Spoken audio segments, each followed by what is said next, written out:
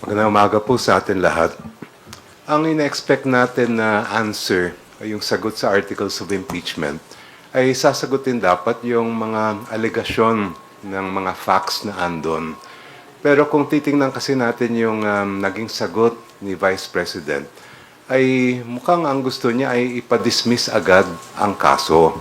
Hindi naman pwede yun. Dahil siyempre kailangan mauna ang paglilitis o yung trial ng kaso bago magkaroon ng paghahatol o pagpapasya ng ating Senado bilang impeachment court. Kaya po hindi na kami nag-file ng reply dahil wala naman bagong factual allegations na kailangan sagutin.